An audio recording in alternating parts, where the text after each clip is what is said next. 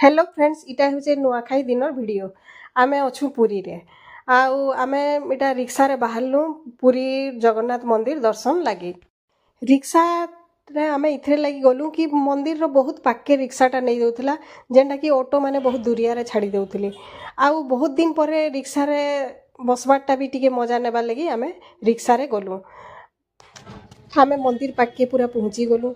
एबे मोबाइल चप्पल रखबार के पड़बा, तारपरे जाइकिरी आमे लाइन करि पारमु इन। आमे भाविथलु नुआखाई दिन बेसी भिड़ नहीं होन, बहुत सुंदर से दर्शन हेबा बोलिकिरी।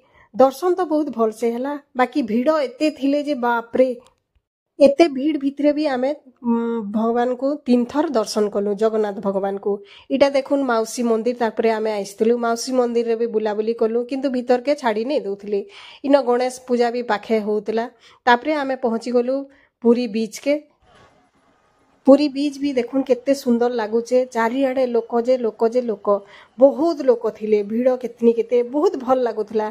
आमे भी बसलु बहुत टाइम तक, 8 बजे तक बसलु। तारपरे जाइकरी आमे फेर आउ थरे मंदिर के जाइथिलु। बीच रे बहुत टाइम बसलु, फेर भी मन नहीं भरुते, जेते देखुतले आउ बसी था बाई लागुथाय। बहुत सुंदर लागुथला, समुद्र रो से पानी के देखिकरी बहुत भल लागुथला। इन ऑटो माने भी देखुन छुआ माने बसिकरी बुलुछन, से माने भी एंजॉय करूछन। समुद्र कूले कूले आमे चाली चाली बहुत दूर तक पलि जाइथिलु। तापरे सेनो टिके अथा लागला परे चेयर 2टा नेइकरी बसलु। फेर आमे मंदिर के फेर पलालु। अंधियारे मंदिर आयला परे आमे सेनो बसिकरी घंटे पर्यंत पूरा मंदिर के देखुथाउ। बहुत भल लागुथला। मंदिर भीतर के आउ नहीं जाइथिन, कारण आमे 3 थर दर्शन कर सारिथिलु न जगन्नाथ भगवान को। तो आउ भीतर के नहीं जाई, बाहरे ही आमे एंजॉय कलु। इन बसिकरी बहुत टाइम रहलु।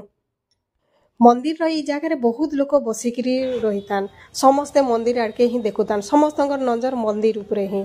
बहुत भल लागुथला दृश्यटा। एक्चुअली मन के बहुत शांति भी लागुथला। दिन बेलिया तो बहुत थर आसीचे, बाकी इटा फर्स्ट टाइम राति रे जेनटा कि मुई पुरी मंदिर दर्शन करिछे। Thank you so much.